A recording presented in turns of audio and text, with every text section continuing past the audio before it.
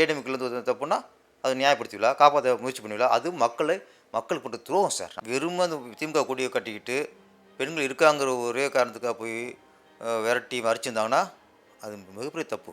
இப்போ என் வீட்டில் ஒருத்தர் தப்புன்னா யார் சார் கண்டிப்பா? நீங்கள் கண்டிப்பீங்களா? நான் தான் கண்டிக்கணும். அதே மாதிரி தான் ஒரு கட்சியில் ஒருத்தன் தப்புன்னா நீங்கள் தான் கண்டிக்கணும். அவர் தூக்கி எறிங்க. சார் இன்னைக்கு நீங்கள் பார்த்தீங்கன்னா சோஷியல் மீடியாவில் ஒரு வீடியோ பார்த்துருப்பீங்க. திமுக கட்சி கொடி போட்ட ஒரு வண்டி வந்து 4 பெண்களை வந்து காரில் திறத்துறாங்க. அது எப்படி பார்க்குறீங்க? இல்லை, அது வந்து இப்போ நம்மளுக்கு அவசரப்பட்டு நம்ம சொல்லக்கூடாது. என்ன காரணம்? இப்போ போலீஸ் வந்து இப்போ ஒரு அறிக்கை சொல்லியிருக்காங்க, இவங்க வண்டி இடிச்சுட்டு போயிட்டாங்க, இடிச்சுட்டு நிற்காம போயிட்டாங்க, அதுதான் போய் மறிச்சோம்னு ஒரு செய்தி இருக்குது. அது எந்த அளவுக்கு உண்மைன்னு தெரில.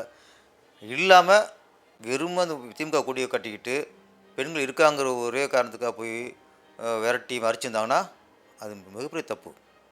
ஸோ என்னை பொறுத்த ஒன்று தான் சார். இப்போ வந்து திமுக, பிஜேபி, ஏடிஎம்கே அதெல்லாம் இல்லை சார். ஒரு தவறு செஞ்சால் இப்போ அண்ணா பல்கலைக்கழகம் ஒரு பொண்ணை ரேப் பண்ணியிருக்கானுங்க. அங்கே அவனை கட்சிக்காரனை பார்க்கக்கூடாது. அவன் ஏடிஎம்காரனா டிஎம்காரனா பார்க்கக்கூடாது. அவன் குற்றவாளி, மிருகத்துக்கு சமம். ஃபஸ்ட்டு ஸ்டெப் எடுக்கு. இப்போ வந்து ஒரு திமுகலேருந்து ஒரு தவறு ஒருத்தன் செஞ்சான்னா, இந்த மாதிரி தவறு செஞ்சான்னா அவனை ஃபஸ்ட்டு அவன் நடவடிக்கை யாரும் எடுக்கணும்? திமுக எடுக்கணும்.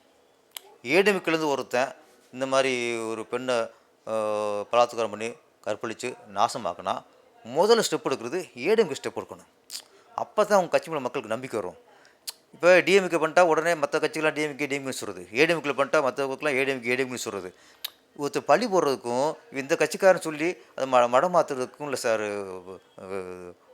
கட்சிகளும் அரசியலும். இப்போ என் வீட்டில் ஒருத்தர் தப்புன்னா யார் சார் கண்டிப்பா? நீங்கள் கண்டிப்பீங்களா? நான் தான் கண்டிக்கணும். அதே மாதிரி தான் ஒரு கட்சியில் ஒருத்தன் தப்புன்னா நீங்கள் தான் கண்டிக்கணும். அவனை தூக்கி எறிங்க. அவனுக்கு எதோ குரல் ஃபஸ்ட்டு உங்கள் குரல் வரணும்.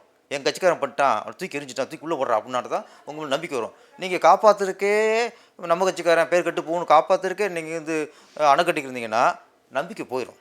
இதில் வந்து அரசியல் வேணாம் சார், எதுவுமே வேணாம். இதில் வந்து மனித நேயம் வேணும். உங்கள் கட்சிக்காரன் பண்ணால் அதை நியாயப்படுத்துவீங்களா? நீங்கள் யாராக இருக்கட்டும், நாளைக்கு ஏடிஎம்கேலேருந்து தப்புன்னா அதை நியாயப்படுத்துவீங்களா? காப்பாற்ற முயற்சி பண்ணுவீங்களா? அது மக்களுக்கு பண்ணுற துரோகம் சார். நான் சொன்னேன், இது மக்களுக்கு பண்ணுற துரோகம். எந்த கட்சிக்காரராக இருந்தாலும் உங்கள் கட்சிக்காரங்க தப்பு பண்ணால் அதை ஃபஸ்ட் நீ கண்டிங்க. அவங்க காப்பாற்றுறதுக்கும் அவங்க சப்போர்ட் பண்ணுறதுக்கும் முயற்சி எடுத்திங்கன்னா அது அவனை காப்பாற்றுறதுக்கான முயற்சி இல்லை, மக்களுக்கு பண்ணுற மிகப்பெரிய துரோகம்.